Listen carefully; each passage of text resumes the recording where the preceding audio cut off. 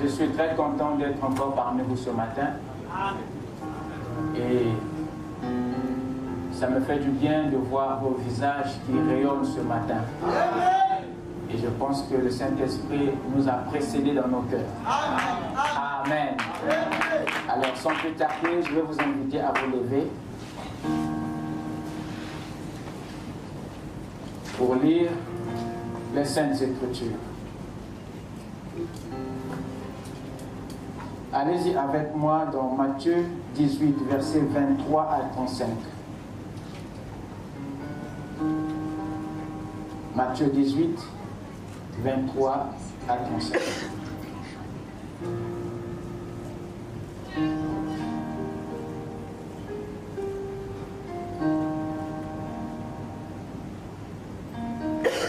C'est pourquoi le royaume des cieux est semblable à un roi qui voulut faire rendre compte à ses serviteurs. Quand il se mit à compter, on lui amena un qui devait 10 000 talents. Comme il n'avait pas de quoi payer, son maître ordonna qu'il fût vendu, lui, sa femme, ses enfants et tout ce qu'il avait, et que la dette fut acquittée.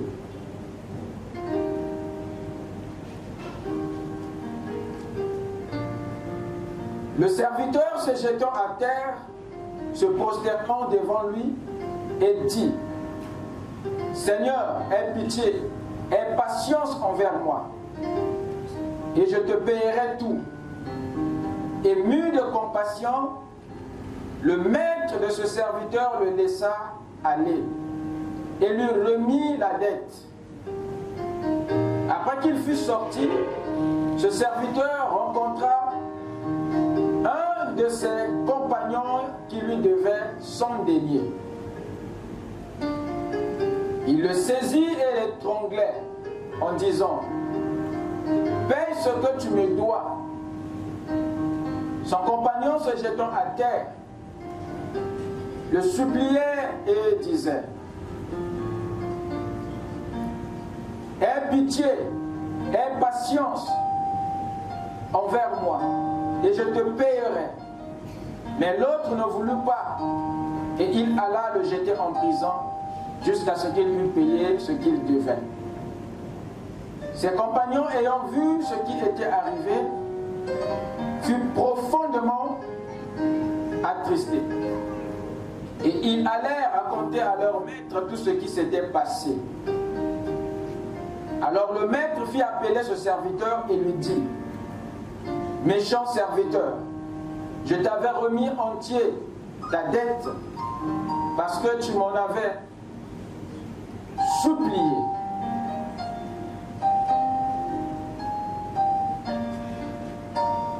Ne devais-tu pas aussi avoir pitié de ton compagnon, comme j'ai eu pitié de toi? Et son maître, irrité, le livra au bourreau jusqu'à ce qu'il eût payé tout ce qu'il devait. C'est ainsi que mon Père céleste vous traitera si chacun de vous donne à son frère de tout son cœur. Amen. Inclinons nos têtes pour la prière. Mon Dieu plus près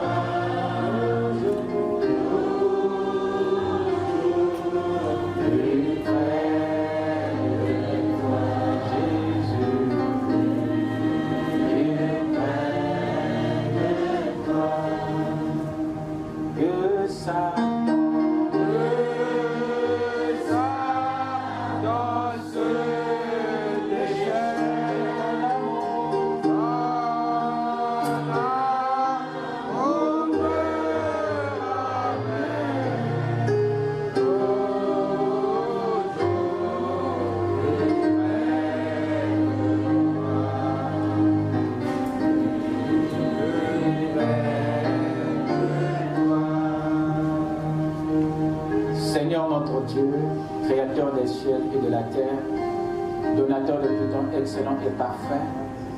Ce matin, nos cœurs se sont tournés vers toi pour te dire combien nous te disons merci. Amen. Pour la grâce que tu as accordée à tout un chacun. Amen. Et t'a plu, Seigneur, dans ton amour. Nous voulons, Seigneur, oh Dieu, que tu puisses disposer nos cœurs et que par ta puissance, Père, qu'une sémence soit placée au-dedans de nous. Cet esprit, ton soutien, Seigneur, et ta grâce. Je prie, Père bien-aimé, de nous ouvrir les portes des cieux, de nous accorder à chacun, Seigneur, le pardon de nos péchés. Regarde-nous au travers du sang, le sang que tu as versé à Golgotha. Plonge-nous dans cette rivière des sangs, Père, et que chacun de nous soit libéré des tâches de culpabilité. Accorde-nous, Seigneur, un réveil au-dedans de nous, et que chacun soit ravi en esprit comme Jean, et qu'il voie, Seigneur, tes promesses. Accomplis ce que tu as promis à tout un chacun, et viens, Seigneur, oh Dieu, nous donner la force, afin que chacun puisse, dans son pèlerinage, s'accrocher à ta voix, s'accrocher à ta parole, jusqu'à la fin de ces jours. Je demande, Seigneur, oh Dieu, que les malades soient guéris, que les affligés soient consolés, et que tous les mauvais esprits qui ne confessent pas ton nom soient chassés au nom de Jésus. Et que le grand Saint-Esprit, l'esprit de la vie, l'esprit de la résurrection puisse se mouvoir dans cette pièce et dans nos cœurs. Accorde-nous, Seigneur, oh Dieu, ta visitation, et accorde aussi un entendement, Père, afin que nous puissions écouter ta voix dans nos cœurs. Pour le reste, nous croyons que tu nous as déjà exaucés, parce que Père bien-aimé, tu l'as promis. Car c'est au nom de Jésus-Christ que nous t'avons prié. Amen. Amen. Je vous prie de vous asseoir.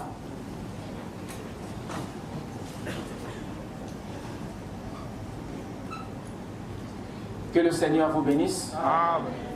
Je vais ce matin évoluer sans interprète. Je pense que vous allez vous accrocher à cela. Y a-t-il quelqu'un ici qui peut interpréter? Est-ce qu'il y a quelqu'un qui peut interpréter bien en lingala? Ok. Je vais par la grâce de Dieu essayer d'en finir, je dis bien essayer d'en finir avec la 5e béatitude. Pour ce faire, j'aimerais que vous m'accordiez votre attention, parce qu'il y a des choses que je vais dire une fois pour toutes, vu que je suis en train d'atterrir sur ce chapitre, sur la béatitude, afin d'entrer dans d'autres matières. Souvenez-vous que mon cœur est en train de brûler, surtout lorsque je vois ce qui se passe dans le monde.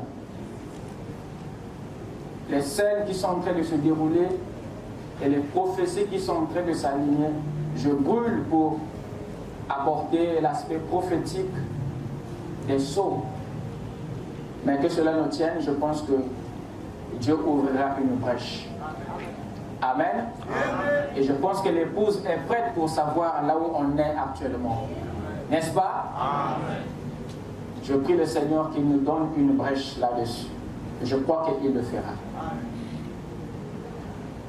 Alors, il y a 5 attributs ou 5 esprits que nous avons évoqués en rapport avec la 5e béatitude.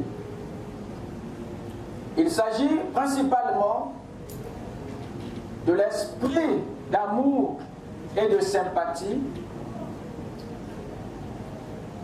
de joie et de bonne volonté, de sacrifice et de service, de pain et de pardon, de discrétion et d'humilité.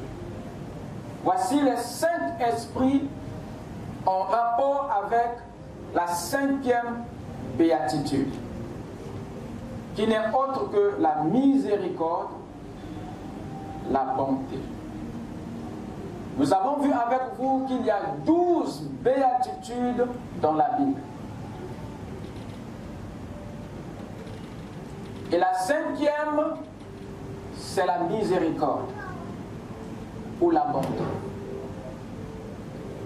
Nous avons commencé à étudier cette béatitude parce que c'est en rapport avec l'une des lois de la prospérité, l'un des principes qui gère la prospérité dans le royaume. Nous avons vu qu'il y a 7 principes qui gèrent la prospérité. Et la prospérité dont nous parlons n'est pas celle du monde, mais celle du royaume. Parce que le monde a ses lois, le royaume a aussi ses lois. Le premier principe qui gère la prospérité dans le royaume, c'est le travail. C'est le travail. Dieu a obtenu tout par le travail. Et le travail est le tout premier principe qui a rendu Dieu prospère, propriétaire de tout. Et il a consacré 6 jours au travail et un seul jour au repos. Ce qui va à l'encontre avec les attentes que l'homme a développées après la chute. Nous voulons 6 jours de repos et un seul jour de travail. Ce n'est pas étonnant que nous puissions échouer là où Dieu a réussi. Et le deuxième principe, c'est la dîme. Et le troisième, c'est les dons. Vous êtes avec moi? Amen. Et c'est sur le troisième que nous avons tiré la béatitude. Parce que les dons sont en rapport avec la bonté. Amen. Donner, ça exige un état de cœur. Amen. Voilà pourquoi ce n'est pas tout le monde qui donne.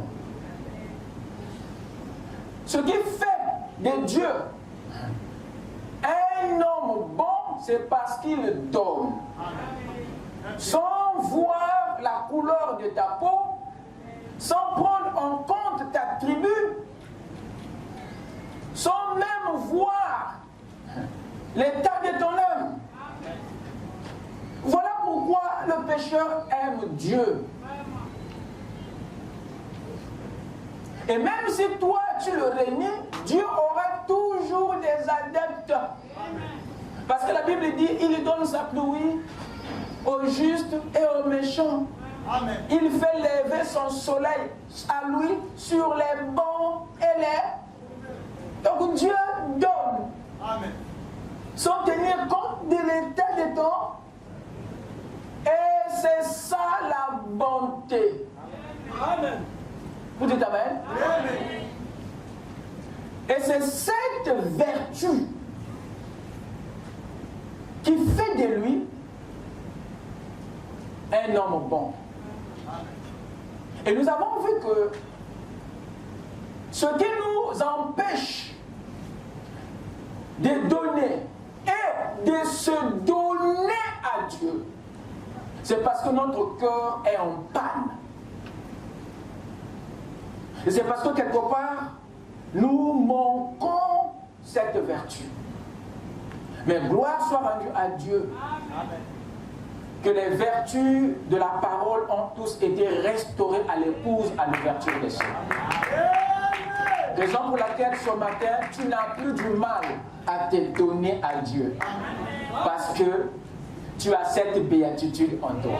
Amen. Quelqu'un peut dire Amen? Amen. Donc, donner et se donner nécessite quelque chose. Sinon, ça sera une épreuve pour toi. Ça sera difficile. Le plus grand nombre d'égoïstes, vous remarquerez, se trouve dans le monde religieux. Parce que ceux que vous taxez des païens là, ils ont des organisations caritatives. Ils ont des structures où ils font des dons. Mais vous, les traitez des païens. Mais ils sont plus miséricordieux que certains chrétiens que nous connaissons. Comment expliquez-vous ça? Raison pour laquelle, bien que païens, mais ils continuent à s'enrichir. Parce que d'une manière ou d'une autre, ils appliquent une des lois de la prospérité. Est-ce que vous êtes là? Voilà pourquoi, depuis que je suis dans le royaume, j'aime plus l'expression païen. Parce que quand vous continuerez à l'utiliser, un jour vous découvrirez qu'il n'y a pas un plus grand païen que vous-même. Oh, je parle à quelqu'un. Je viens qu'à peine de commencer.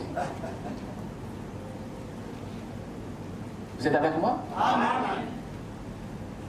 Donc j'aimerais boucler ce chapitre sur le 3e principe de la prospérité afin d'aborder le 4e jusqu'au 7e. Parce qu'il y a une grande pluie qui nous attend. Amen. Mais là où nous partons, c'est un chemin des grands défis. Et je ne veux pas trimballer un peuple au cœur raide. Je ne veux pas avoir une armée des gens au cœur caduc. Voilà pourquoi nous parlons de ces choses. Ce sont des pépites qui disposent et qui réparent notre cœur. Parce que Dieu demande toujours. Dieu demande toujours. Et ce qu'il nous demande, la plupart du temps, ce sont des choses auxquelles nous avons du mal à donner. Alors si on n'est pas ajusté, si on n'est pas préparé, si notre cœur n'est pas entraîné, ça sera difficile de satisfaire Dieu. Vous dites Amen? Amen. Beaucoup des principes et des lois que vous voyez dans la Bible n'ont été placés qu'en réalité pour nous entraîner. La plupart, la chose que Dieu poursuit en réalité, ce n'est pas nous avoir, c'est nous. Amen. Quand il nous demande de donner, en fait de compte, il veut nous entraîner à se donner. Amen. Oh, je parle à moi-même. Amen. Ton silence m'inquiète, dis Amen. La majorité des lois ont été placées que pour nous préparer à une autre chose. Dieu nous poursuit, nous. C'est notre cœur qu'il court après.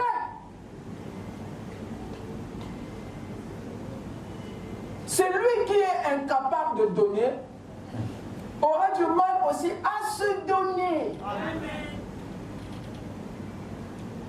Quand il demandait au peuple d'offrir un sacrifice, en réalité c'est eux-mêmes qui le voulaient comme sacrifice.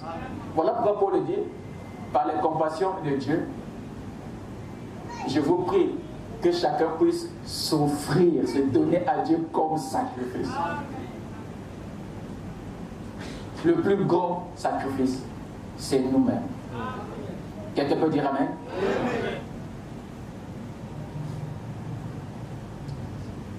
Nous avons parlé sur les 3 premiers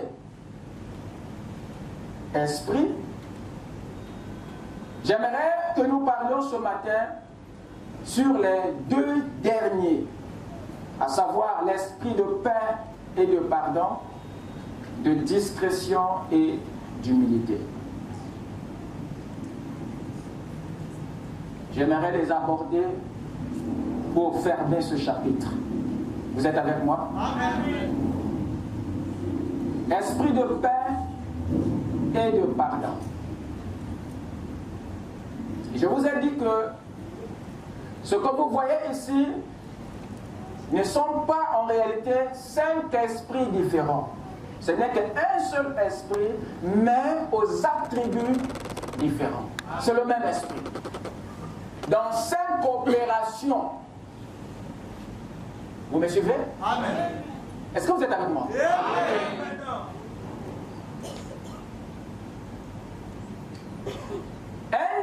de bonté peut toutefois provenir d'un cœur en quête de paix et de pardon. Il y a des actes qui sont parfois motivés par le besoin de paix ou de pardon.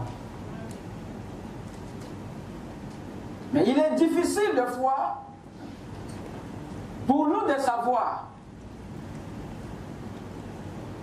parce que ce qui est dans le cœur est difficile de le percevoir.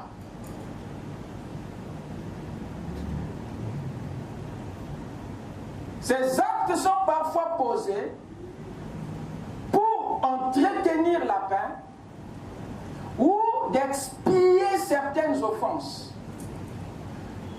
Celui qui est loin de l'esprit de paix et de pardon ne fait pas du bien pour attirer l'attention ou la considération de qui que ce soit. Mais il le fait pour être en paix avec Dieu et avec lui-même. Est-ce que vous me suivez? Je vais aller de façon thématique, afin que ceci soit donné comme une leçon de l'école de dimanche. Parce que je suis en train de boucler ce chapitre. Un homme ou une femme qui est loin de cet esprit, l'esprit de paix et de pardon, cet homme est souvent très attentif à ce que Dieu lui dit dans son cœur. Il est plus attentif à cela qu'à ce que les gens lui disent à l'oreille. Il est très attaché au témoignage de Dieu qu'à celui des hommes. Parce que cet esprit de paix n'est pas un esprit de l'extérieur. C'est un esprit qui traite avec toi au-dedans de toi. Et cette paix-là et ce pardon n'est pas un pardon extérieur, c'est un pardon intérieur qui commence par toi. Amen.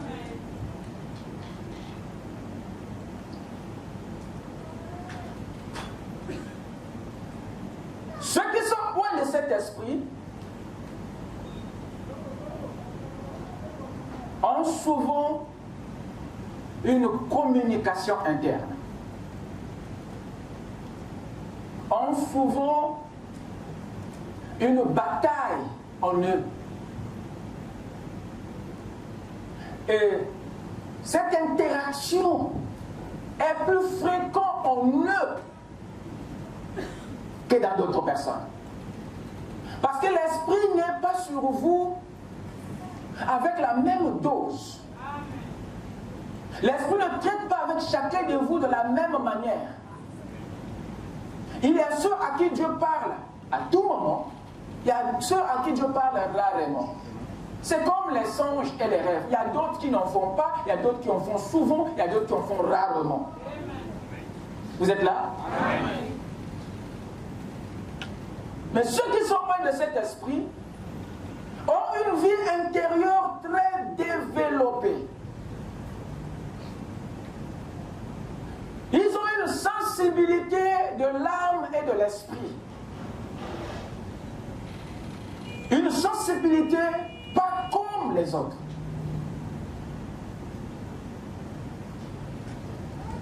L'apôtre Jean nous dit ceci. Si nous recevons le témoignage des hommes, le témoignage de Dieu est plus grand.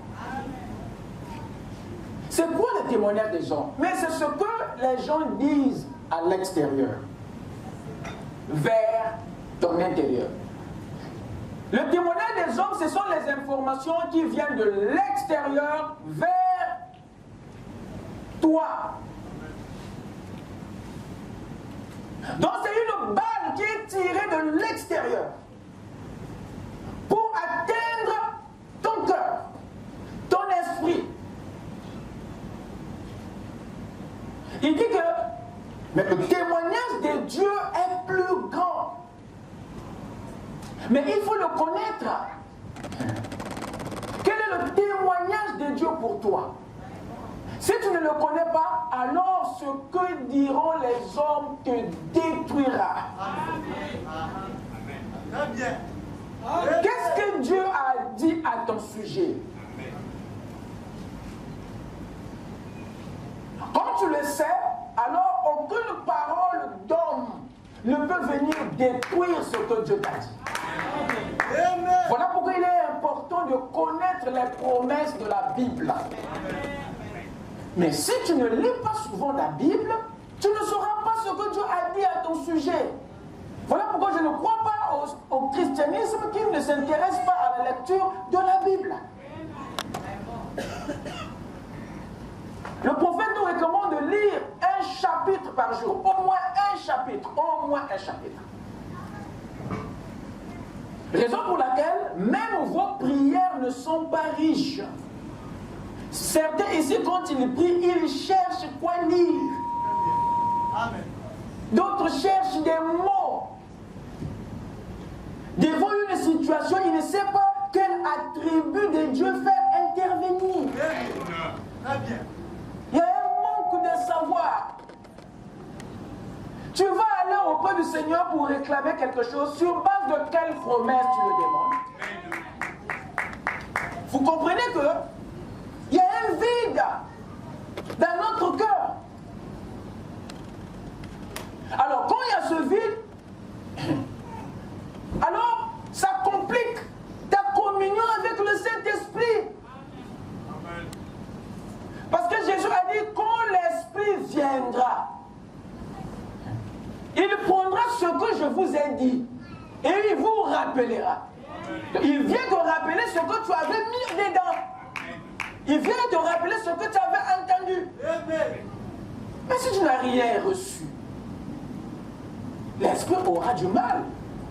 Ou toi, tu auras du mal à comprendre l'Esprit parce qu'il y a un vide.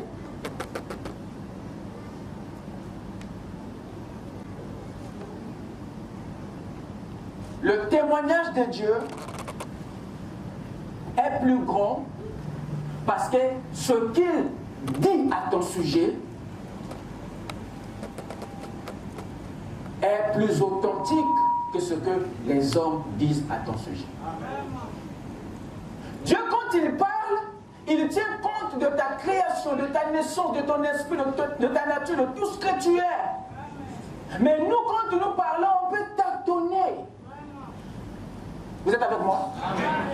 Raison pour laquelle nous devons lire la parole, écouter la parole, lire la Bible pour connaître l'étendue de nos promesses.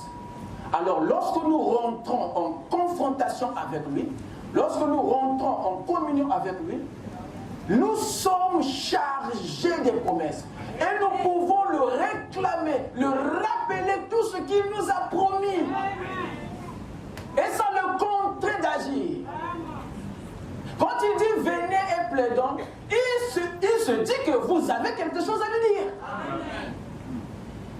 C'est pas que tu rentres dans la prière, boum, tu n'as rien à dire. Tu n'as rien à dire.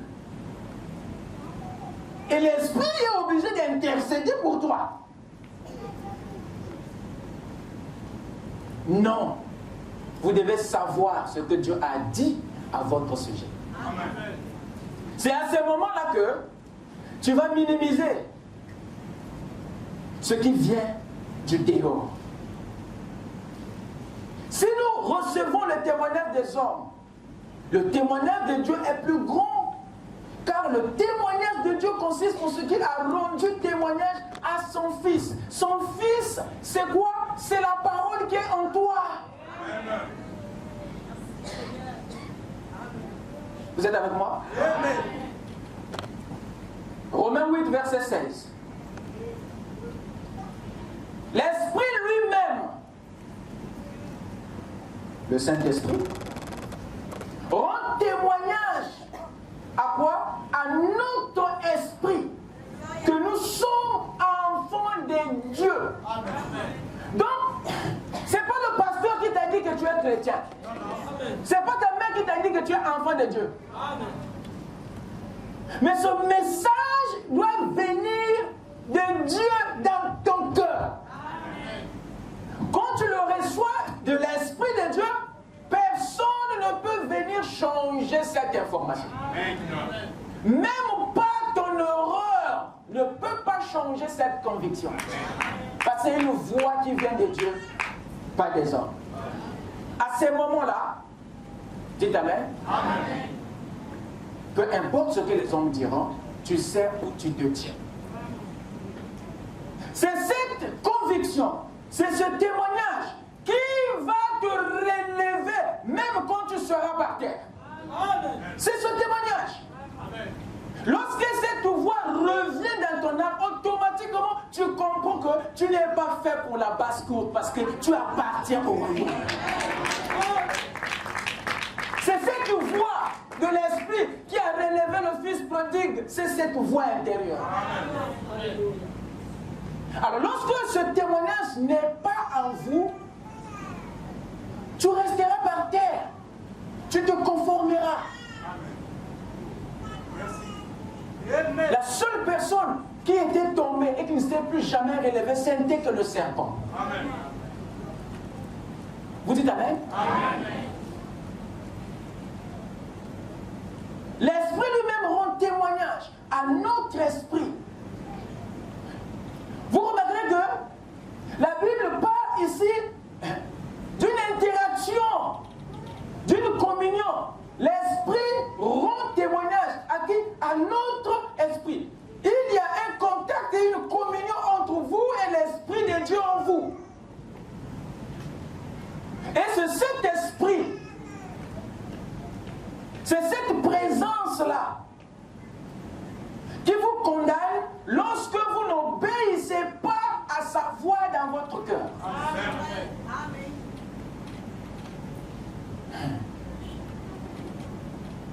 Il y a des gens qui vous feront du bien, suivez-moi bien,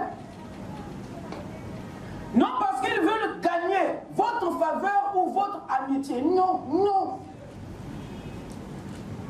Ils vous feront du bien parce qu'ils le font pour être en paix, en ordre avec cet esprit. Amen. Vous serez séduits de croire que c'est à vous qu'ils font ce bien-là. Non, il le fait pour être en ordre avec la voix qui lui a ordonné de le faire. Amen. Il le fait en fait pour avoir la paix. Parce que cet esprit de paix et de pardon, c'est un esprit de régulation. Amen. Amen. Est-ce que vous êtes avec moi? Amen.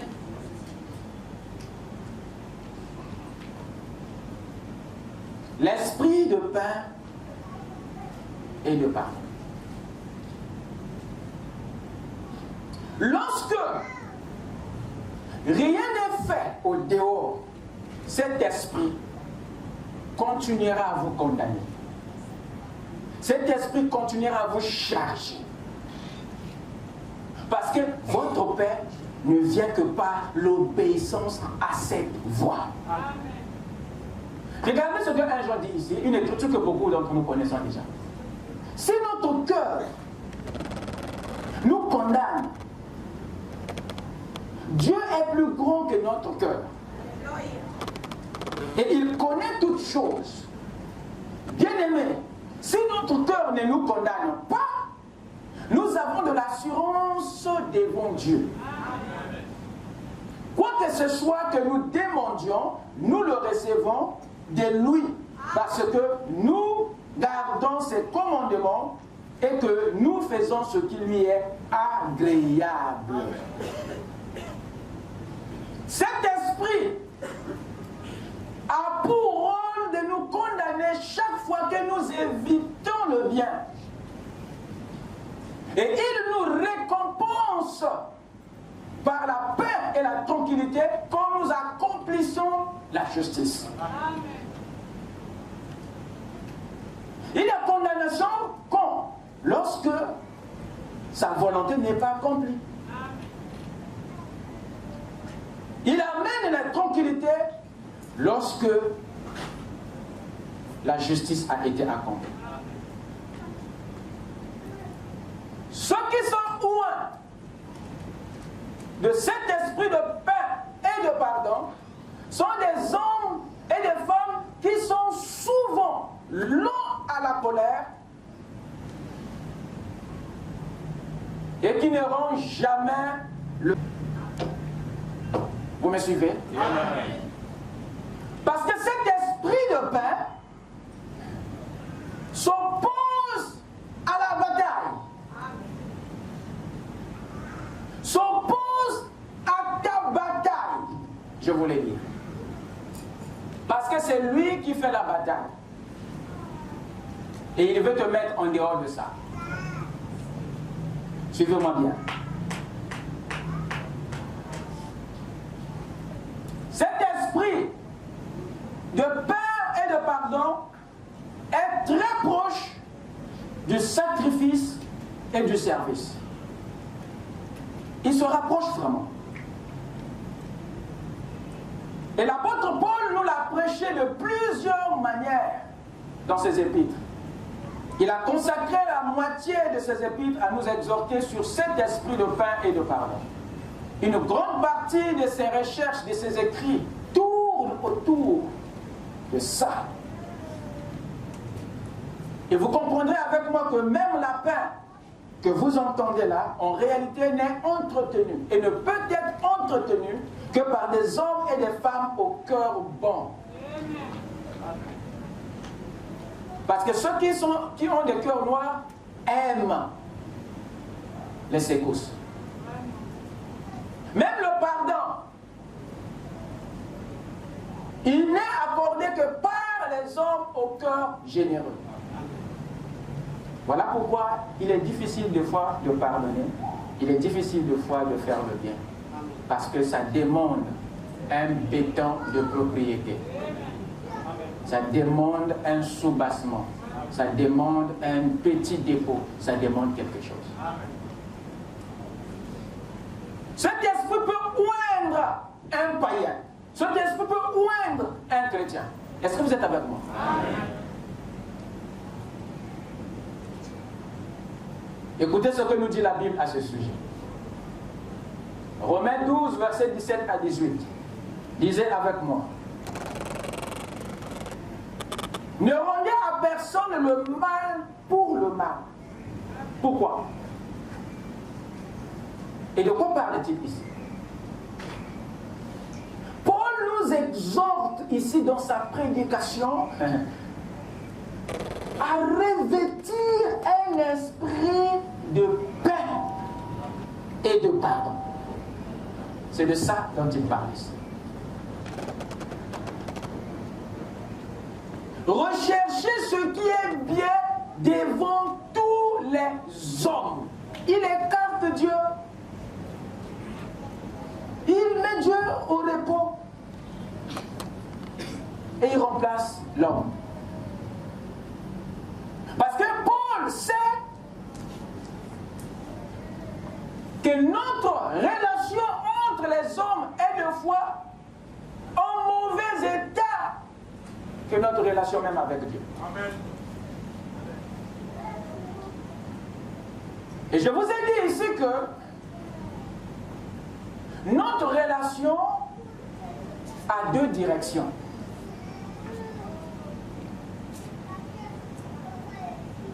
Elle est horizontale, elle est aussi verticale. Et lorsque notre relation verticale a des couacs, ça impacte automatiquement notre relation horizontale. Amen. Notre relation avec Dieu, c'est la relation verticale. Et notre relation avec notre semblable, c'est la relation horizontale.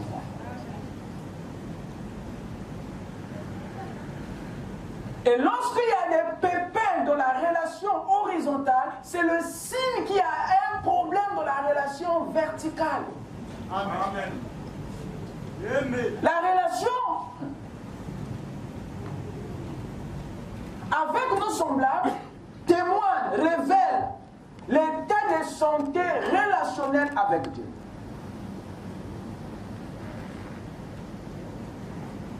Tu ne peux pas aimer Dieu et haïr ton semblable.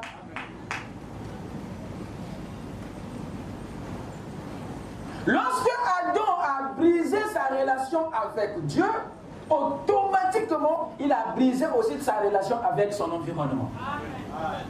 Amen. Amen. Aussitôt, il y eut problème dans sa relation avec son semblable.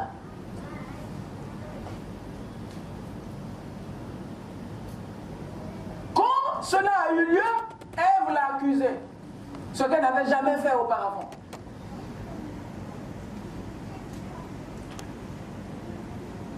Lorsque cela fut brisé,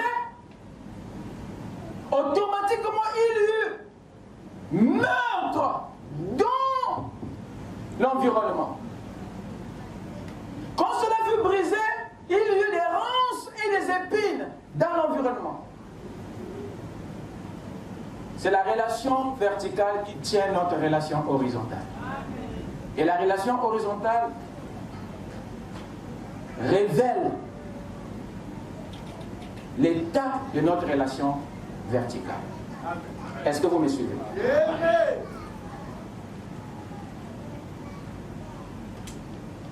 C'est pourquoi nous devons garder à l'idée que notre façon de traiter les autres n'est pas loin de notre façon de traiter Dieu. Amen. Nous devons garder ça à l'esprit. Parfois, c'est parce que c'est proche. Ne rendez donc pas à personne le mal pour le mal. Recherchez ce qui est bien devant tous les hommes. S'il est possible, dit Paul, autant que cela dépend de vous, soyez en paix avec tous les hommes. Qu'est-ce qu'il prêche là? À quoi il nous appelle? À des choses, à la paix et au pardon. Vous êtes avec moi? Amen. Allons-y au verset 19 et 21. Ne vous vengez pas. Ne vous vengez point vous-même. Bien-aimés, mais laissez agir la colère. Car il est écrit, à moi la vengeance, à moi la rétribution, dit le Seigneur. Lorsque tu connais ceci, alors tu peux être en paix avec ton ego. Parce que pour mettre ton ego au repos et qu'il ne se lève pas pour prendre les armes, tu dois savoir que dans ta vie, qui va à la bataille? Quand tu sais que c'est le Seigneur qui va au champ de bataille, à ce moment-là, tu peux renvoyer ton moi au lit. Amen. Tu peux être en paix et tranquille quand tu sais que c'est Dieu qui gère la rétribution. Et Paul nous révèle ceci pour nous dire en d'autres mots que nous avons le droit d'être tranquilles. Vous êtes avec moi? Amen. À moi la vengeance et la rétribution, dit le Seigneur. Il dit, mais si ton ennemi a faim, voilà là où ça fait mal, donne-lui à manger. S'il a soif, donne-lui à boire. Combien parmi nous sont prêts à faire ceci? Sans rappeler quoi que ce soit du passé. Amen. Mais pourtant, c'est ce que le christianisme prêche. Amen. Donc il y a des choses qu'on ne peut pas enjamber, les amis. Il faut les revoir. Il y a des médicaments, quand tu les contournes, ça ne changera pas ton état. Amen. Tu es obligé d'avaler, même si c'est amer. Amen. Car on n'a agissant ainsi, ce sont des charbons ardents que tu amasseras sur sa tête. La partie qui m'intéresse, c'est celle du bas. Ne te laisse pas vaincre par le mal, mais surmonte le mal par le droit. Il le dit parce qu'il sait que la plupart des temps, on se laisse avoir par le passé. On se laisse vaincre par ce qu'on a enduré, subi dans le passé. Et ça compromet la paix dans ton cœur et ça t'empêche à pardonner. Oh, je parle à moi-même. Dites Amen.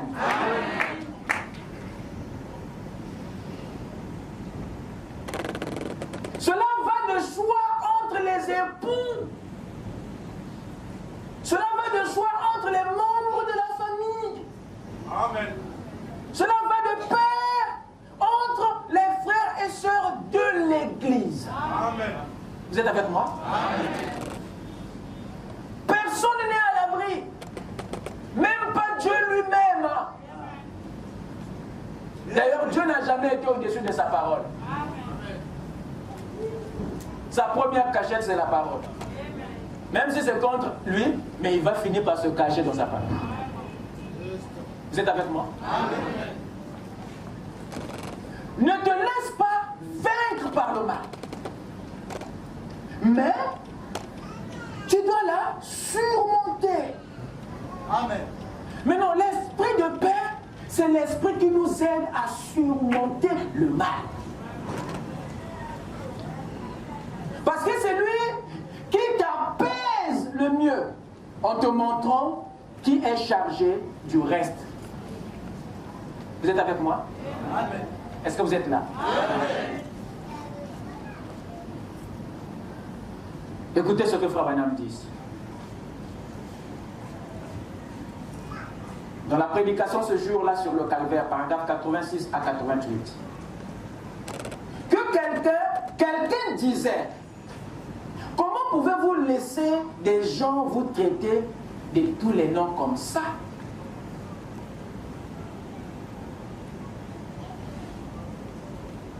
Vous ne vivez pas pour vous-même. Vous vivez pour les autres. Pour pouvoir racheter cet homme-là. Vous écoutez ça? Amen. Donc des fois, Dieu vous fait passer par ces choses pour que lui profite de manifester ses vertus au travers de vous et que la voix de Dieu résonne dans son cœur. Amen. Donc à un moment donné, vous n'êtes qu'une victime entre les mains du Seigneur. Dieu peut t'utiliser pour manifester sa gloire quelque part. À ce moment-là, il ferme ta bouche, il ferme tes pieds. Parce que nos actions, des fois, compromettent les actions de cet esprit. Il continue ici. Vous devenez des fils. Et le problème, c'est que l'Église l'a oublié. Qu'ils sont des fils. Vous êtes un fils. Vous prenez la place de Christ. Vous êtes un fils. Alors ne vivez pas pour vous-même. Vivez pour les autres. Eh bien, frère Branham, je peux vivre pour ce frère-ci. Parce que c'est un homme vraiment sympathique. Oh non. Vous écoutez ça? Amen. Ce que frère Branham vient de dire révèle nos tendances à nous. Nous choisissons des gens pour qui on désire vivre. Mais dans le royaume, on ne choisit pas. Vous écoutez ça? Amen. Il n'y a pas de choix à faire.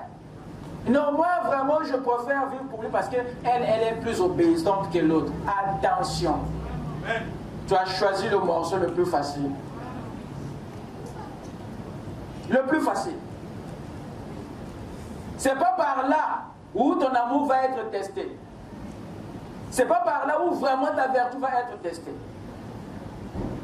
Mais elle sera testée effectivement là où tu évites d'y aller.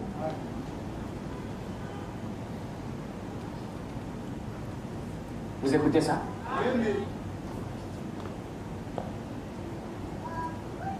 Frère Branham, je peux vivre pour ce frère-ci parce que cet homme est vraiment sympathique. Non, tu le choisis par intérêt. Parce que son caractère, sa sympathie, te fait du bien. Alors, quelle est l'épreuve dans ça? On parle de l'épreuve lorsque tu es en face de l'opposition. Ça, c'est pas une opposition. Frère Madame dit, ce n'est pas ça. Vivez pour l'homme qui vous est, mon Dieu. Vous avez entendu ça? Amen. Ça, c'est une goutte de cyanure dans l'âme. Comment ça? Les amis, le dire, c'est une chose. Le vivre, c'en est une autre. Et c'est la pratique qui corrige la théorie.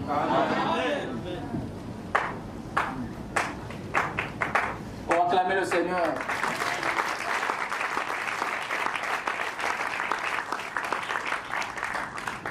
C'est le cure de l'âme.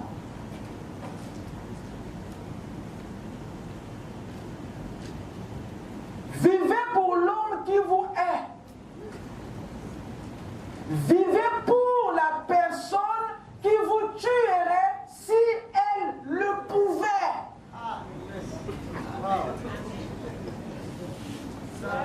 Vous êtes là? Je relis. Vivez pour la personne qui vous tuerait si elle le pouvait. Donc vous comprenez que la vie chrétienne, ce n'est pas des slogans. Ce n'est pas des slogans, mais c'est la réalité. Et mes chers amis, la plus grave erreur que nous avons fait, vous et nous, c'est que nous avons choisi ce chemin. Amen. Et il n'y a plus moyen de revenir. Tu avais fait ton vœu de fidélité à Christ. Et tu avais promis porter ta croix et aller au calvaire. Ce qui revient à dire que même si tu évites cette coupe, Dieu te liera les mains et les pieds et te le fera boire. Vous écoutez ça? Oh, il est expert. Il sait comment nous prendre. Personne n'est à l'abri. Même Jésus ne l'a pas été. Vous dites Amen? Amen.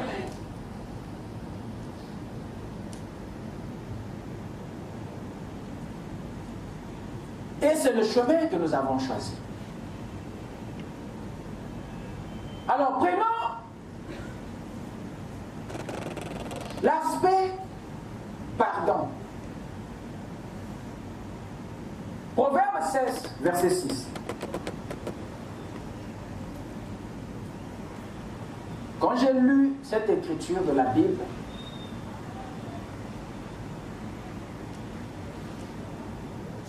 mon cœur avait vraiment saigné. Par la bonté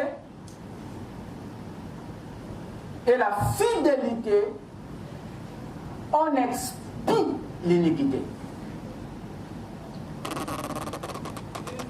Et par la crainte de l'Éternel, on se détourne du mal. Ce qui m'a beaucoup touché, c'est la partie d'en haut. Par la bonté, on expie l'iniquité. Par la bonté, on expie l'iniquité. Qu'est-ce qu'il veut dire? Il veut simplement dire, sans la bonté, il est difficile que tu pardonnes le péché. C'est dans l'Ancien Testament, pas dans le Nouveau. L'Esprit de Dieu avait enseigné le Nouveau Testament dans l'Ancien Testament. Je répète, le Nouveau Testament a été prêché et enseigné dans l'Ancien Testament. Que ceux qui ont des yeux aillent là-bas et verront. Amen. Par la bonté, on expie l'iniquité. Donc, ceux qui ont du mal à pardonner, ceux qui ont du mal à expier les offenses, ceux qui ont du mal à pardonner l'iniquité, prouvent par leur attitude et comportement qu'ils n'ont pas la 5e béatitude. Amen. Prouvent par là qu'ils n'ont pas la miséricorde et la bonté. Parce que pardonner, c'est un acte de bonté. Et ça exige. Dites Amen. Le proverbe nous expose. Le proverbe vient extérioriser un fait. Il vient montrer ce qui nous manque. Il vient aussi révéler ce que ont à l'intérieur ceux qui pardonnent. Donc dans l'expiation, je dis bien dans l'expiation des péchés, dans le pardon des péchés, il y a la miséricorde. C'est même elle qui est la base du pardon. Amen.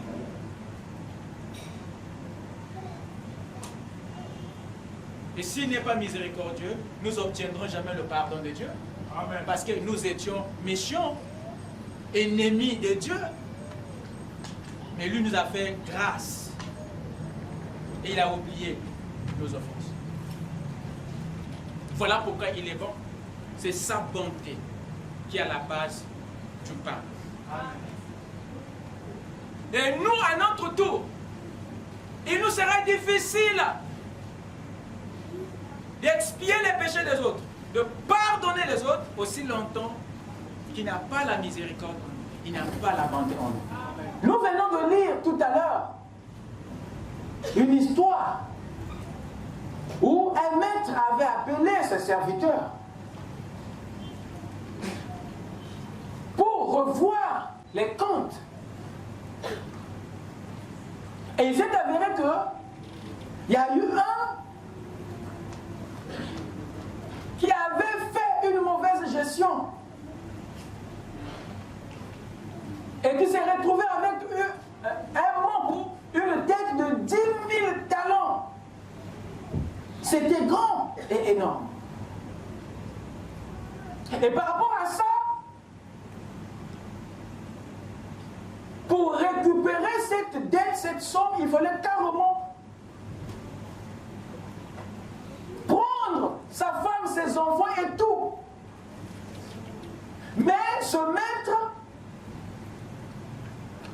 la Bible dit que fut ému de compassion.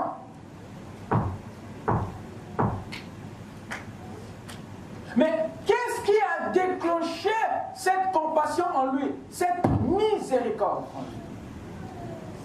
Premièrement, c'est l'attitude du serviteur. Lorsque le maître lui a fait connaître sa dette, il s'est humilié et il a demandé une grâce.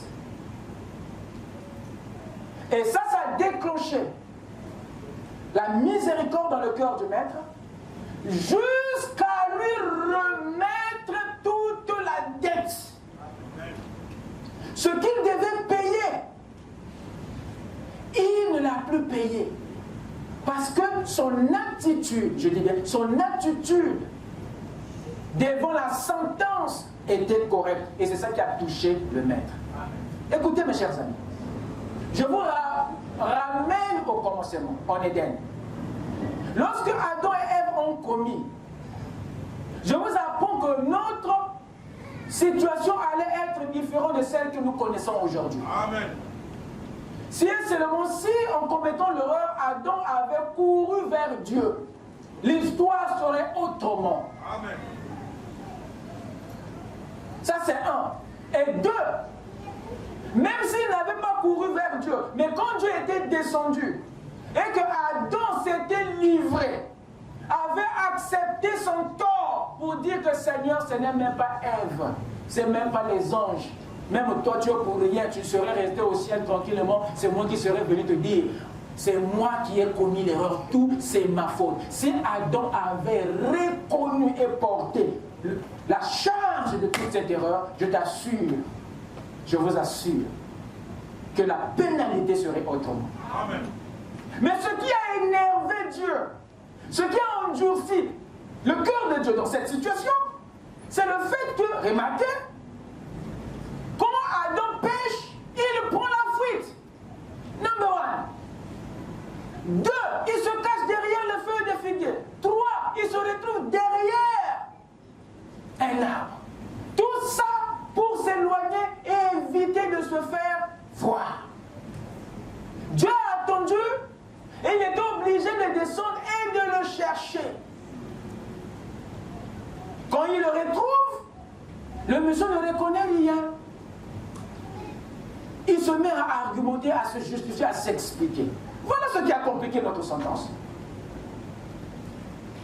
Il vient auprès d'Adam, Adam dit que non, c'est pas moi. Oh, c'est qui alors? Oh non, c'est Ève. Ok, Ève, dis-moi, c'est pas moi. Ils ont fait balader le Seigneur en Éden.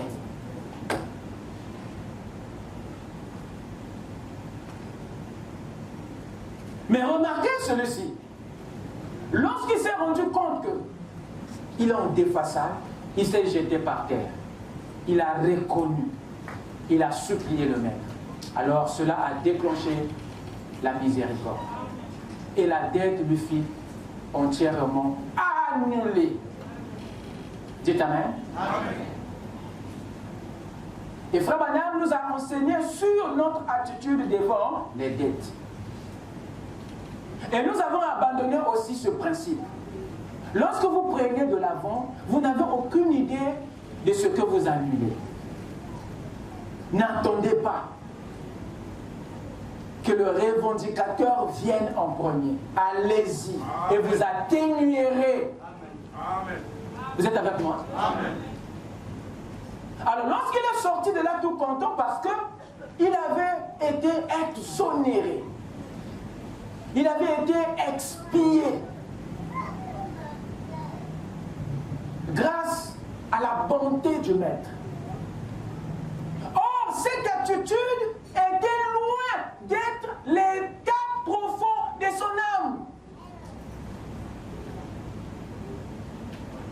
Vous m'écoutez? Amen. Et lorsqu'il a rencontré celui qui le devait, son denier, qui ne se rapproche même pas des 10 000 talents qu'il devait de l'autre côté. La Bible dit qu'il s'est jeté sur le cou. Je pense même que le cou de ce gars s'était tordu. Il s'est jeté sur son cou. Il a éteigné. Il l'a mis en prison. Il a oublié qu'il venait d'être gracieux. Pourquoi? Parce que ce n'était pas dans son cœur. La bonté n'était pas dans son âme.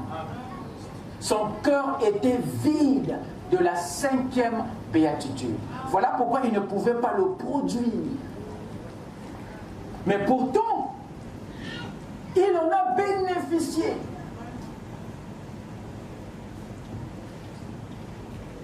Des fois, je dis bien, des fois les choses que nous oublions sont des choses qui ne sont pas encore imprégnées.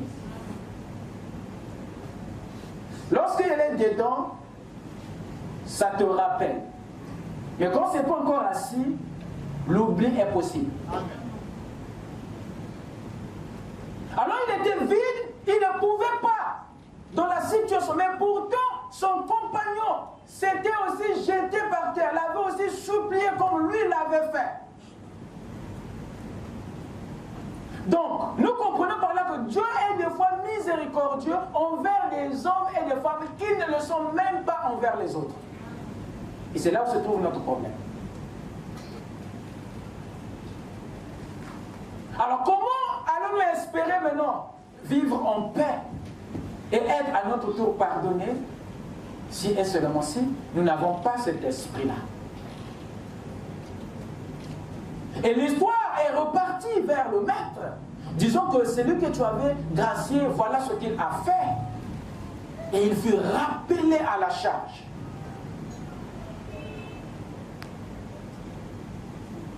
Et le maître lui fit savoir, comment se fait-il que moi j'ai été bon envers toi, mais toi tu ne l'as pas été envers les autres.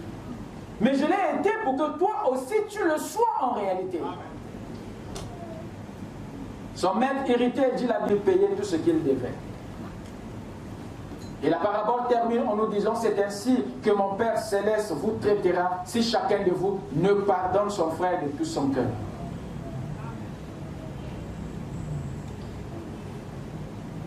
Mais pour que cela soit un fruit,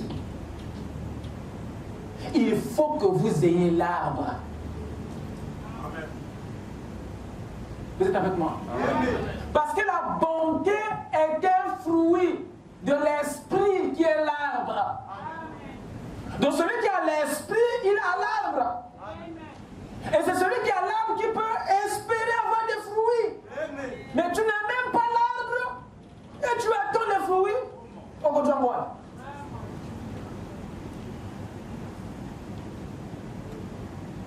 Raison pour laquelle il nous faut cet esprit. Il nous faut cet esprit pour produire cela. Quelqu'un peut dire Amen. Amen. Dieu nous demande ça parce qu'il l'a fait pour toi et moi. Dieu nous le demande.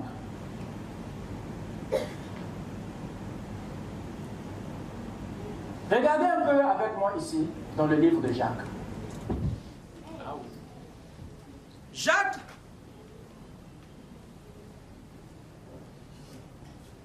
Jacques chapitre...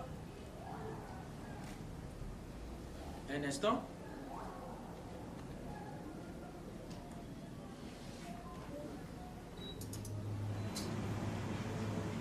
Jacques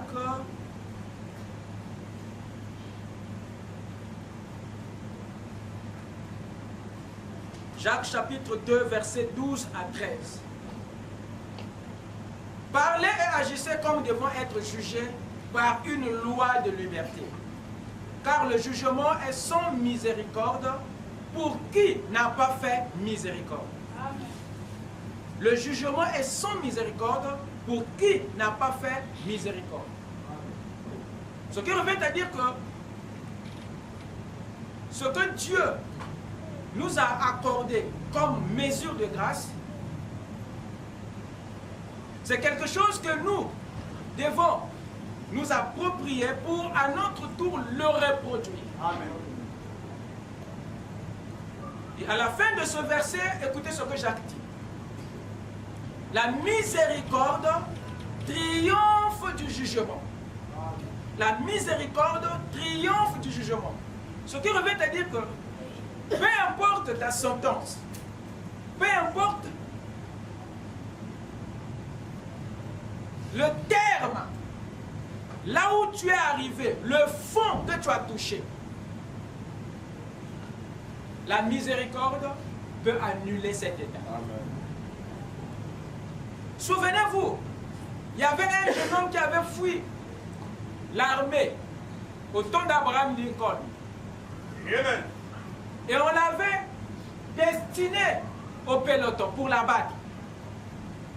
Le jugement était déjà prononcé pour lui.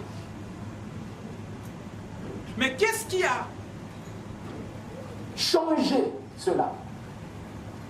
Mais c'est la miséricorde du président Abraham Lincoln qui a été au-dessus de ce jugement.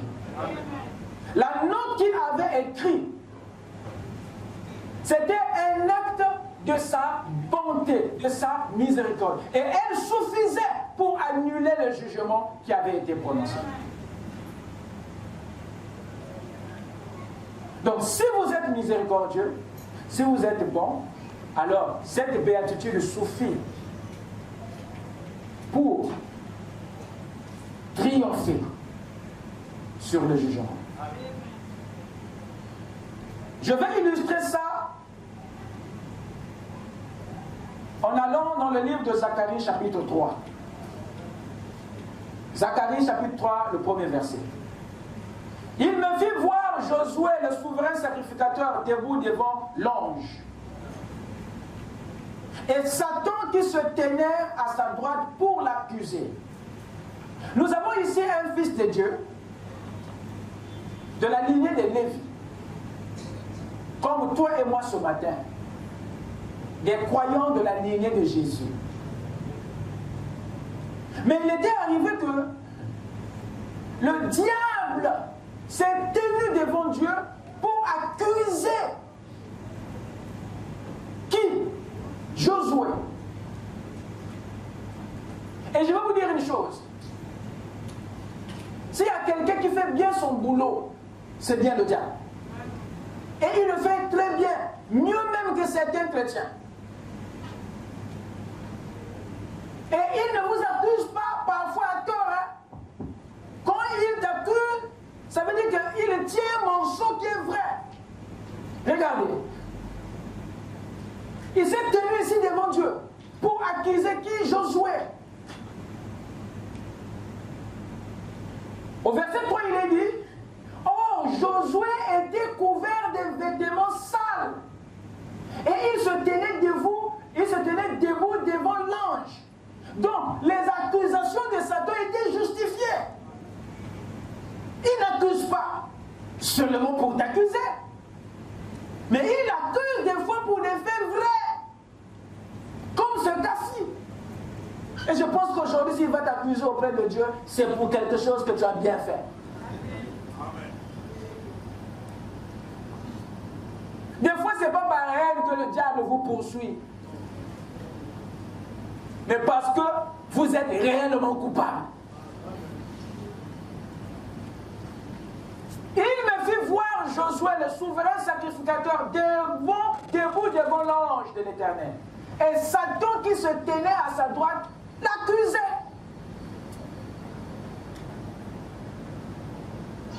Or, Josué était coupable. Il accusait parce que exactement son vêtement était sale. Vous comprenez ce que ça veut dire? Il avait péché, il était coupable. Réveillez ce frère, on dirait il dort. Donc, son accusation était authentique. Il dit que, Seigneur, ton type là est sale. Ses vêtements ne sont pas propres. Son cœur est impur. Toi, tu le protestes pourquoi? Il a péché. Le frère, la soeur a péché. Il a poursuivi jusque chez Dieu. Je prends cette écriture pour vous montrer que la miséricorde est la seule chose qui peut triompher sur le jugement.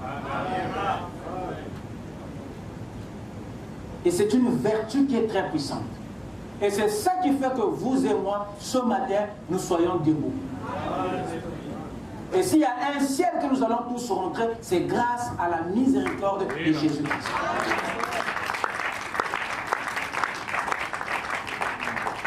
Alors, si nous pouvons apprécier cette 5e béatitude, ça veut dire que nous devons faire de ça aussi notre cheval de bataille.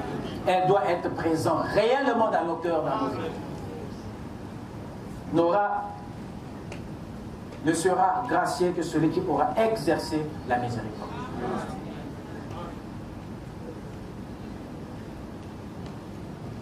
Devant de telles accusations qui étaient vraies, parce que ces vêtements étaient vus, même par des anges, Dieu aussi était conscient que Josué avait des vêtements sales. Et le diable était là pour pointer le gars du doigt. Et le diable attendait parce que, comme le gars était coupable, le jugement était clair. Mais Satan fut surpris. Satan fut surpris, étonné. Et il a crié au scandale ce jour-là. Pour lui, Dieu avait fait des compromis. Mais il avait oublié qu'il y avait un agneau qui mourait chaque soir dans le temple. Il y avait un agneau qu'on égorgeait. Vous êtes avec moi? Amen. Verset 2, il est dit ceci. L'Éternel dit à Satan, pendant que le diable t'accuse pour quelque chose que tu as réellement fait, voilà ce qui se passe au ciel. Vous êtes là? Amen. Ton silence me dérange. Dites Amen. Amen. Je parle ici de toi. C'est l'histoire de notre rédemption. Voilà ce qui se passe. Pendant que lui, il accuse pour quelque chose que tu as réellement fait, mais regarde, Dieu ferme les yeux. C'est pas pour dire que tu n'as pas fait. Il sait que tu as réellement causé. Mais son cœur l'empêche que le jugement l'emporte sur toi.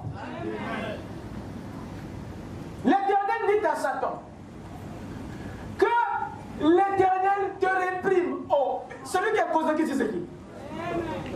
Le diable était perdu. Il dit, mais moi je suis venu te donner la vraie information que ton gars est un peu, mais tu te tournes contre moi. Dieu s'est fâché contre le diable. Amen. L'Éternel dit à Satan que l'Éternel te réprime. Satan, que l'Éternel te réprime. Comme pour lui dire que tu te mêles de ce qui me regarde, moi et mon peuple, pourquoi? Moi, je ne suis pas mort pour toi. Vous dites Amen? Amen. Donc, il y a quelque chose ici que le diable n'avait jamais compris. Et c'est ce que le Seigneur essayait de lui faire comprendre.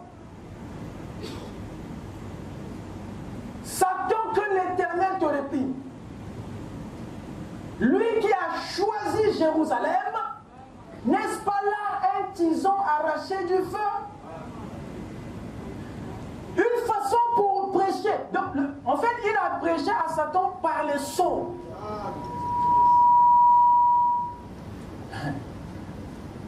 Donc, il est en train de lui faire comprendre que Josué, mon église, c'est un peuple que j'ai eu au prix du feu. Ah, vous ne me comprenez pas.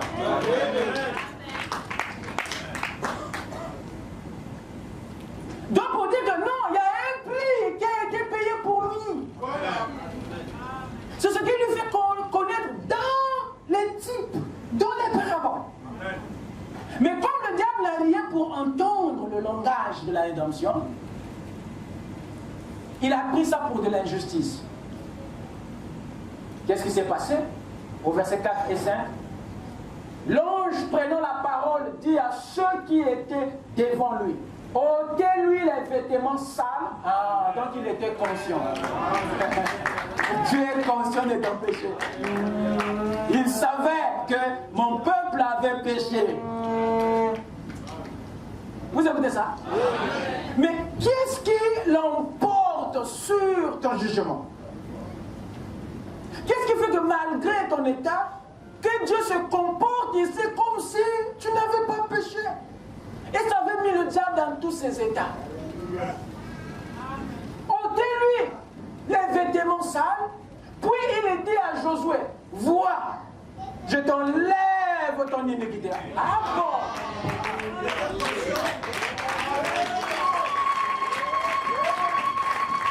Ce soir, je vous annonce que ce matin, Dieu a ôté ton iniquité. Dieu a ôté ton iniquité. Amen. Donc ces vêtements sales, c'était l'iniquité. Mais Dieu l'autre, malgré l'accusation, la miséricorde a triomphé sur la condamnation. Vous êtes avec moi? Amen. Et je te revais d'habits de fête.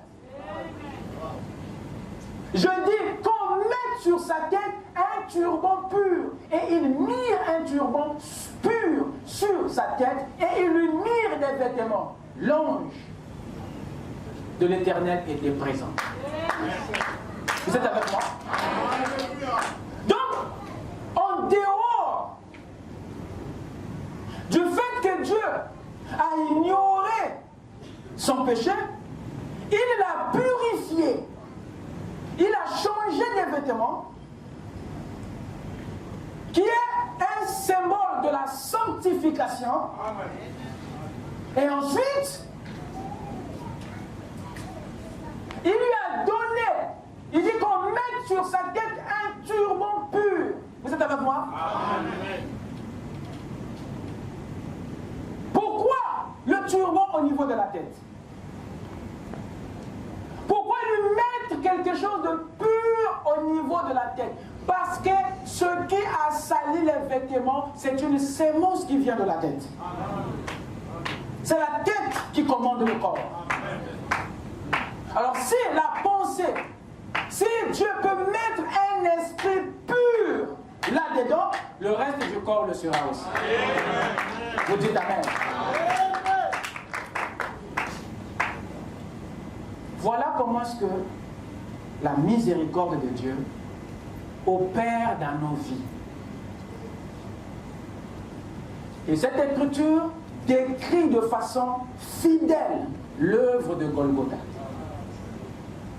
Ça montre comment est-ce que nous avons été rachetés au travers du sang versé, comment est-ce que nous avons été expiés, pardonnés, alors que nous étions les vrais coupables. Quelqu'un peut dire Amen?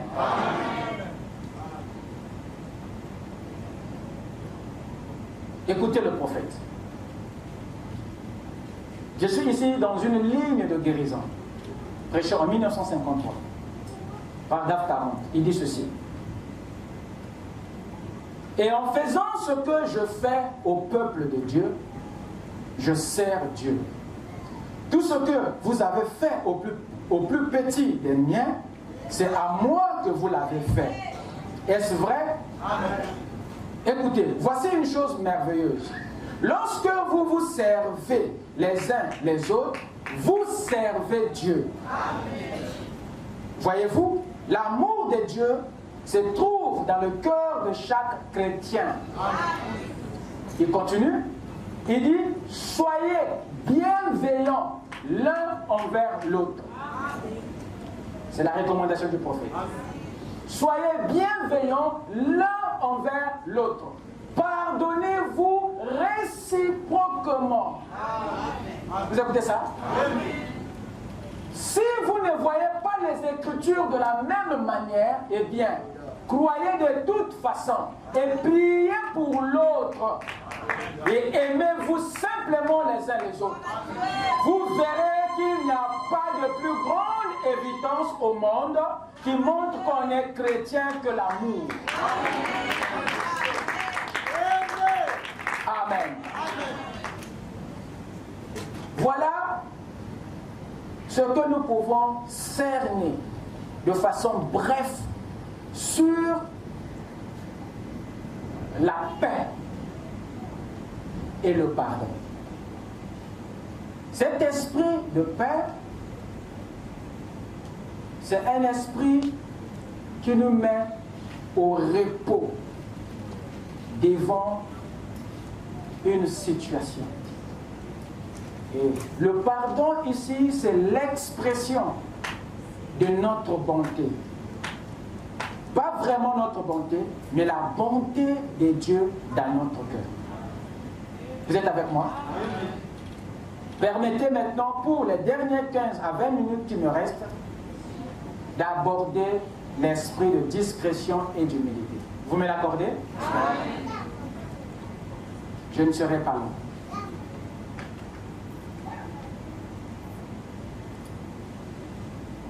Pour ce qui concerne la discrétion et l'humilité, il y a en réalité des tonnes de choses à dire là-dessus.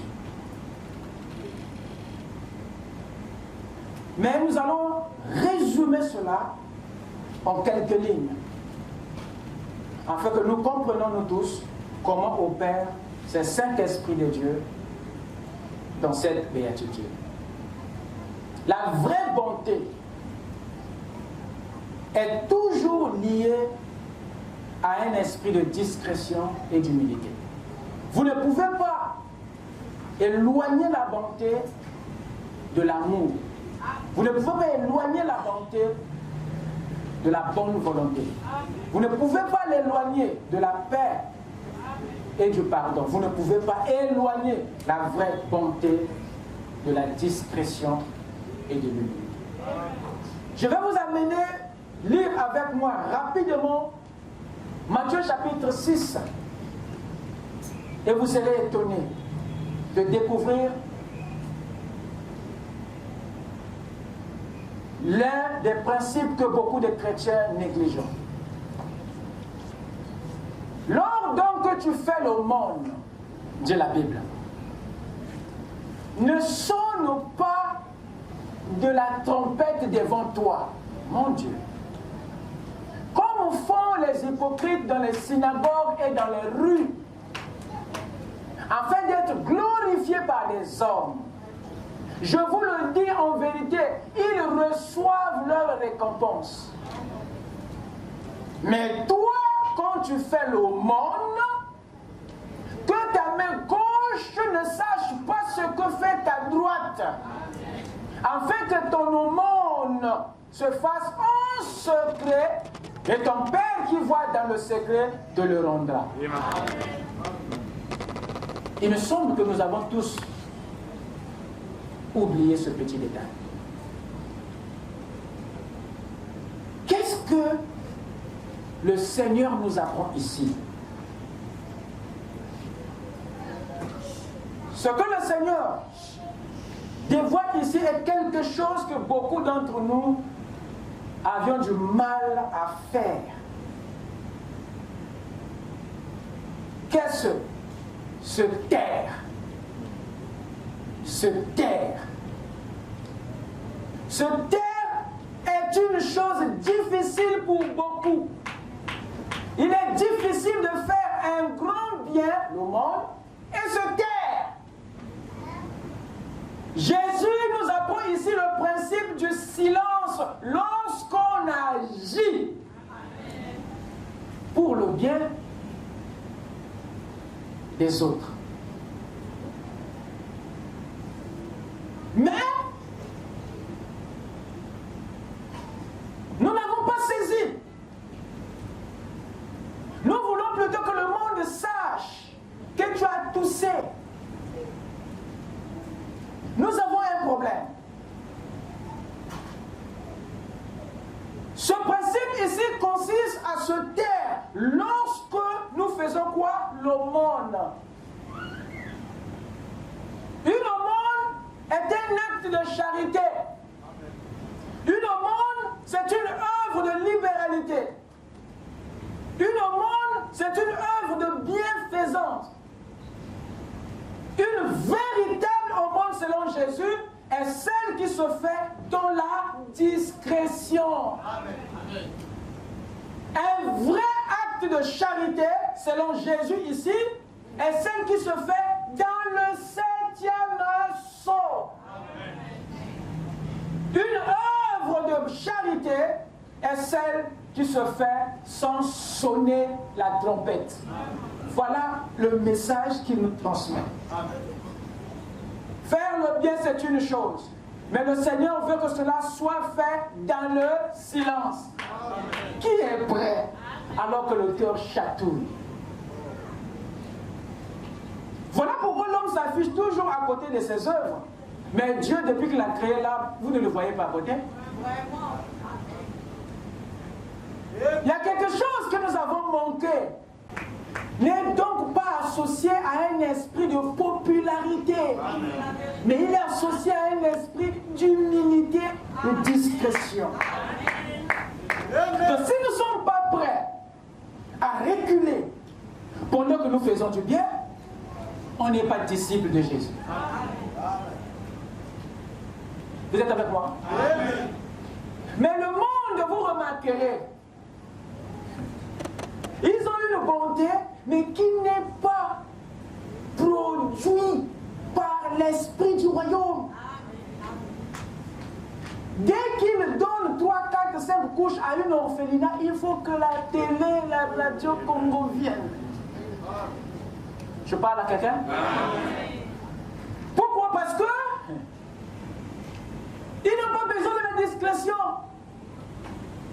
Il faut que la trompette soit sonnée. Que cela soit fait dans la rue ou tout ça, il faut que ça soit connu. Or, le Seigneur montre ici qu'il n'aime pas ça. Et donc, quand c'est fait dans cet esprit de popularité, ça annule la récompense. Or, nous voulons être bénis conformément à la procédure parfaite. Et nous devons respecter les principes. Est-ce que vous êtes avec moi? Amen. La main qui donne ne doit pas faire du bruit, d'après Jésus. C'est celle qui reçoit qui peut faire ce bruit, mais pas celle qui donne. Laissez les autres parler de vos œuvres, mais ne permettez pas à votre bouche de le faire. Les cœurs généreux ne parlent pas souvent du bien qu'ils font aux autres. C'est les autres qui parlent du bien qu'eux ils font. Est-ce que vous êtes avec moi? Amen. Vous êtes avec moi? Amen. Et dans ce chapitre ici de Matthieu, il y a un appel. Il y a une interpellation. Jésus nous appelle à un esprit différent de celui qui révèle ceux qui font le bien dans ce monde. Il nous appelle à la discrétion dans notre œuvre de charité.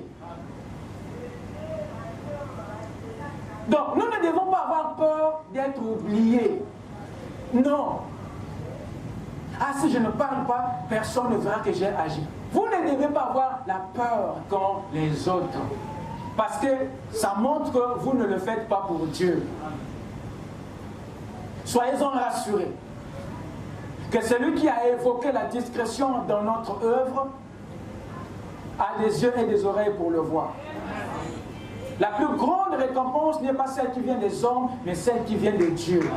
Et Dieu lui a la capacité de voir même les bonnes actions que tu fais dans les ténèbres. Quelqu'un peut dire amen? Amen. Notre devoir est d'agir chaque fois que Dieu nous donne l'occasion. Et laisser le monde le savoir par la bouche d'autres personnes et non par notre propre bouche. Prenez avec moi Luc chapitre 18. Vous comprendrez ici que c'est très dangereux. Parler du bien qu'on fait, c'est très dangereux. Mais il est légal, je dirais il est illégal de parler du bien que l'on fait parce que vous ôtez la discrétion. Mais il est légal que les autres, ceux à qui tu fais du bien, puissent parler de tes œuvres. Là, c'est légal. Regardez ici. 2 hommes montèrent au temple pour prier. L'un était pharisien et l'autre publicain. Le pharisien debout priait ainsi en lui-même. « Oh Dieu, je te rends grâce de ce que je ne suis pas comme le reste des hommes. » Ça sort de sa bouche, hein? Qui sont ravisseurs, injustes, adultères, ou même comme ce publicain. Oh, une prière intentionnelle, une prière orientée. Il y a un problème. Vous sentez qu'il veut attirer l'attention de Dieu sur ses bonnes œuvres. Il y a un problème, il est malade. Amen. Je pensais que vous dormiez. Il continue. Je jeûne 2 fois la semaine. Qui t'a demandé? Mais tu es en train de prier là. Je donne la dîme de tous mes revenus. C'est quoi ton problème? Le publicain, se tenant à distance, certainement entendait tout ça. Certainement il a entendu. Alors, quand il a entendu ce que l'autre disait, il s'est dit, ah, là-bas, c'est des grandes choses, mais nous autres là finalement. Et dans sa prière, le publicain dit, la Bible dit ici que Il n'osait même pas lever les yeux au ciel. Mais il se frappait la poitrine en disant, ô Dieu, sois apaisé envers moi, qui est un pécheur. Je vous le dis, dit Jésus, celui-ci descendu dans sa maison justifié plutôt que l'autre.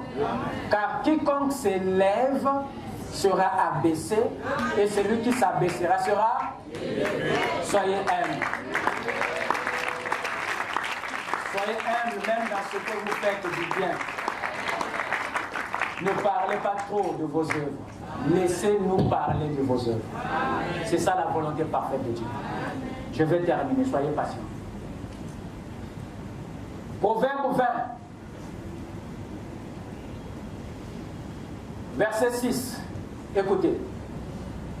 Beaucoup de gens proclament leur bonté. Ah, ça c'est dangereux. C'est ce que nous venons de dire tout à l'heure. Le pharisien était en train de proclamer quoi? Sa bonté. Ce que Dieu n'a pas aimé. Mais pourtant, il disait des choses qu'il a eu à faire réellement. Le Seigneur n'a pas nié, non, il n'a pas fait. Non. Tout ce qu'il citait dans sa prière, le pharisien les avait fait. C'est un homme qui se livre à ses bonnes actions. Mais ce qu'il a annulé, c'est le fait qu'il a proclamé sa bonté. Le fait qu'il a parlé de cela. Alors, ça a ôté le son à cela, ça a ôté la discrétion. L'élément que le Seigneur veut voir dans nos actions. Voilà pourquoi il dit, beaucoup de gens proclament leur bonté, mais un homme fidèle, c'est-à-dire un homme tranquille, un homme quiet, un homme calme, un homme discret, qui le trouvera? Beaucoup de gens proclament leur quoi? Leur bonté. La bonté, ici je viens de vous dire, ce sont les bonnes actions qu'ils font. Proverbe 27, verset 2. Qu'un autre te loue, et non ta bouche.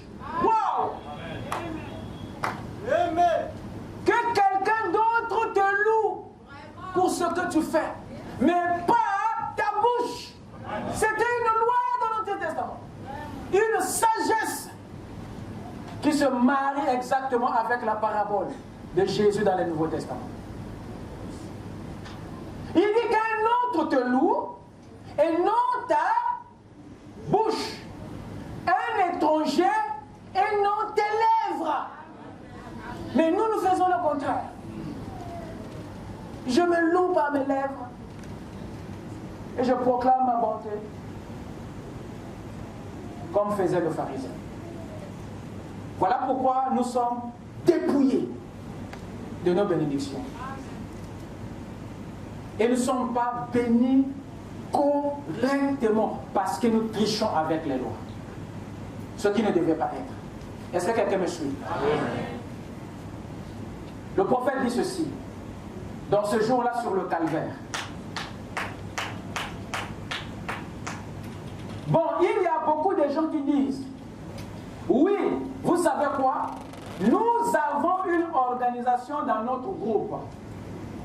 Nous aidons les pauvres. Nous faisons ceci. Il n'y a pas de mal à ça. Vous écoutez ça? Parce que ce sont des œuvres de bonté.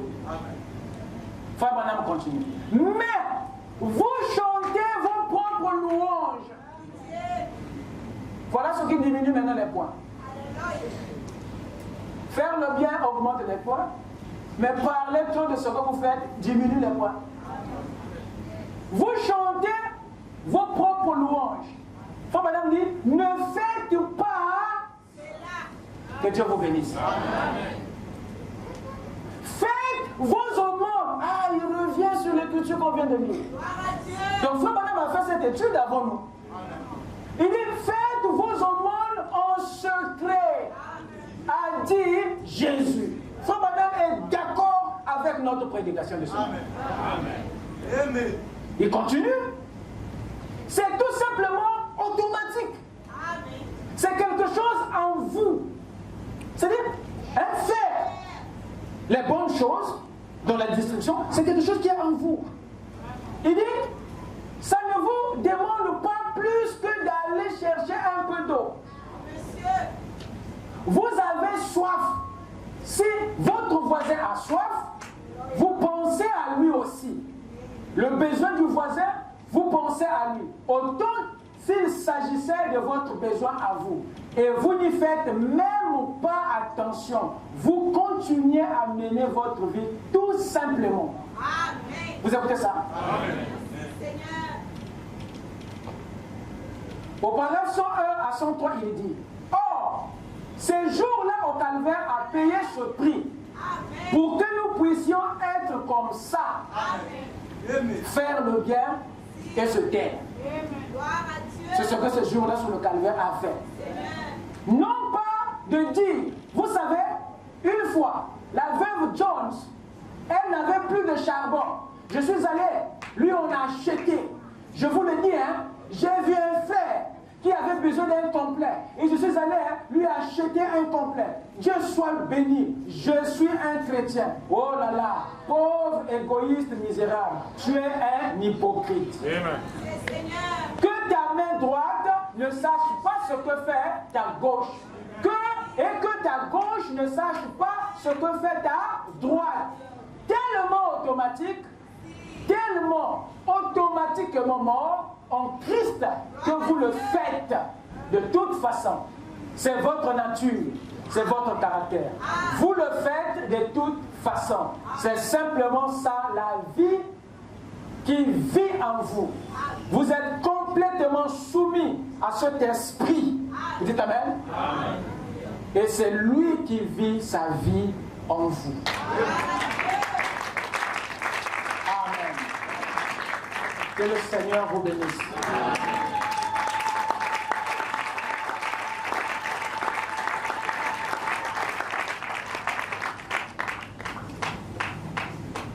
L'esprit de discrétion et d'humilité.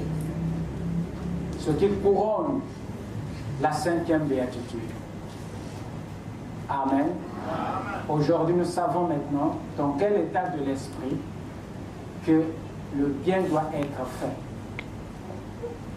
Et cela est écrit dans les gènes des fils du royaume. Faire le bien par révélation est notre vie. Vous êtes avec moi? Amen. Vous êtes avec moi? Amen. Soyez remplis d'amour comme vous le faites, motivés par la bonne volonté, que cela soit inspiré par la paix et le pardon, et dans de la discrétion et l'humilité. Vous dites Amen? Que le Seigneur vous bénisse richement. À qui est-ce que le Seigneur a parlé ce matin? À nous tous, acclamons le Seigneur. Merci Seigneur. Si on peut se lever.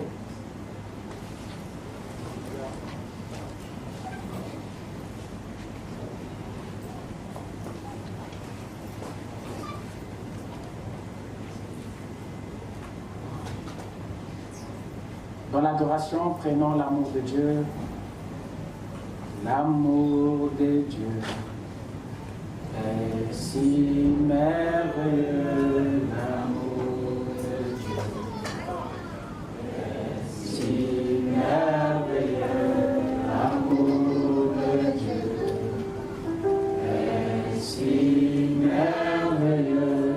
Oh, quel amour! L'amour de Dieu.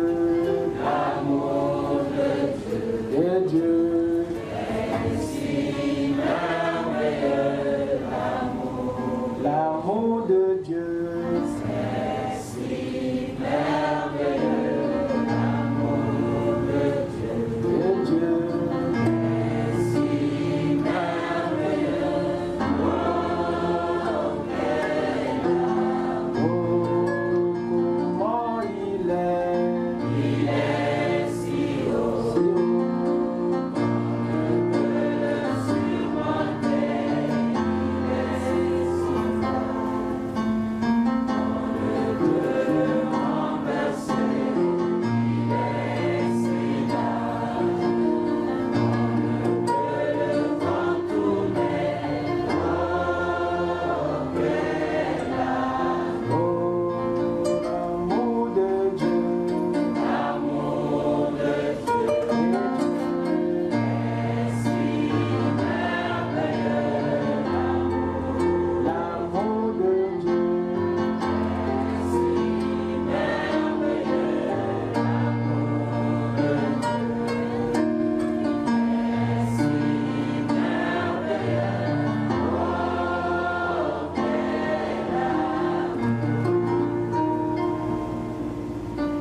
Pendant que nos yeux sont fermés, j'aimerais que chacun puisse offrir une prière comme pour se réconsacrer, implorer au grand Saint-Esprit de bien pouvoir sceller ses vertus en nous, de pouvoir placer son esprit d'amour, son esprit de joie, son esprit de paix, son esprit de discrétion et d'humilité en nous. Car si le Seigneur a évoqué tous ces éléments, c'est pour que notre offrande ait une bonne odeur. Alors il est descendu dans le rouleau du livre pour nous parler, parce qu'il a vu que nous nous sommes écartés du chantier battu. Élève ta voix, parle sincèrement à ton Dieu pour tout ce qui te concerne. Réponds ton âme devant lui dans une prière sincère par rapport à ce que le Seigneur vient de te dire. Accroche-toi sur les promesses, sur ce qu'il a fait pour toute ta perfection. Prions le Seigneur.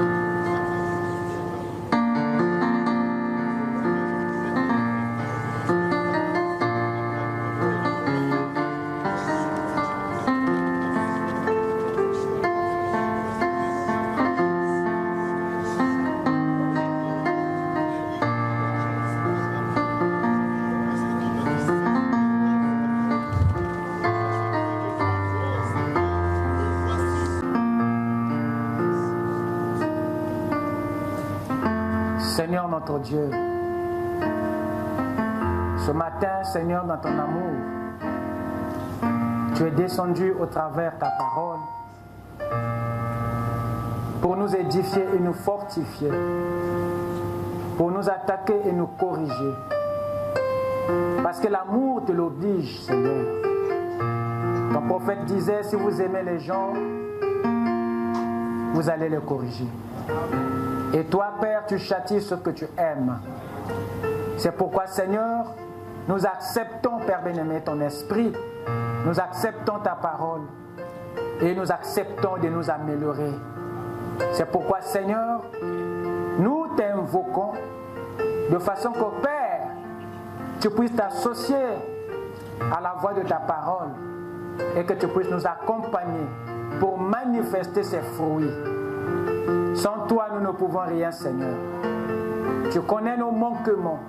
Tu connais, Seigneur, nos failles. Mais tu as parlé, Seigneur, parce que tu as une solution avec toi. Et nous nous abandonnons entre tes mains comme de la pâte à modeler, comme de l'argile, Seigneur. Puisses-tu nous donner la forme, Seigneur, qui te plaît.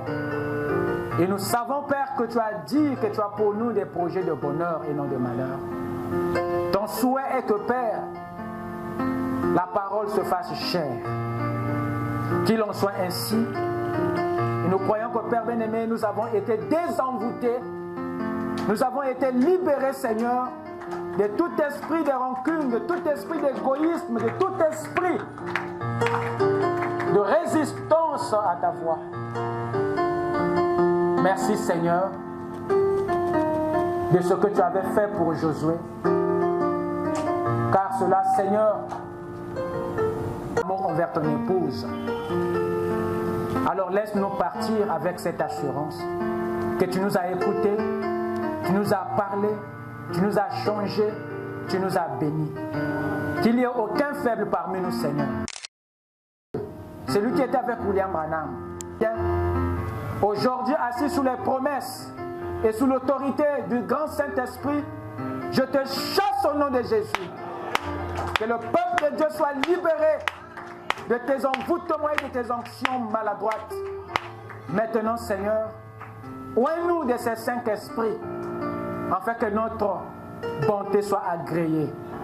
Seigneur, nous t'offrons nous-mêmes en sacrifice. Reçois chacun de nous comme une offrande de bonne odeur, afin que, Seigneur, à ta venue, que tu récoltes les fruits. Scelle chacun de nous, Seigneur, dans ton royaume. Car il n'y a pas plus grand amour, Seigneur, que de donner sa vie pour la parole. Maintenant, Seigneur, nous sommes à toi. On charge-toi, Seigneur, de notre quotidien. Pourvois, Seigneur, le transport, ô Dieu, et que ton peuple repart dans la paix, dans la joie et dans l'assistance du grand Saint-Esprit.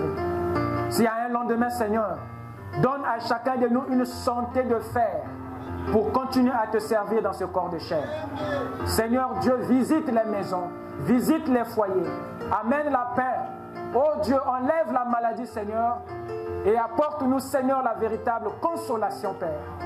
Nous nous attendons à tes miracles et nous croyons que tu l'as déjà fait parce que tu es un Dieu qui ne faillit jamais. Reçois la gloire alors que nous t'avons prié dans le nom de Jésus-Christ, notre Dieu. Amen. Que Dieu vous bénisse. Allez dans la paix du Seigneur.